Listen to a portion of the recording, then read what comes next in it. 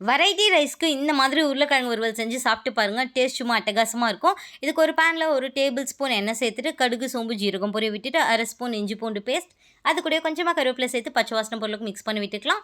1/2 spoon மிளகாத்தூள், 1 spoon மல்லித்தூள், 1/4 spoon garam masala, கொஞ்சமாக மஞ்சத்தூள் சேர்த்துட்டு அதையும் நல்லா ஒரு மிக்ஸ் கொடுத்துடலாம். இப்போ இதில் வந்து நம்ம உருளைக்கிழங்கு கட் பண்ணி சேர்த்துக்க போகிறோம். ரொம்ப தின்னாக இல்லாமல் இந்த சைஸ்க்கு நம்ம கட் பண்ணி சேர்த்தோம்னா உருளைக்கிழங்கு வந்து நல்லா முழுசாக உடையாமல் கிடைக்கும். நல்லா மிக்ஸ் பண்ணினதுக்கப்புறமா தேவையான அளவுக்கு உப்பு சேர்த்துக்கலாம்.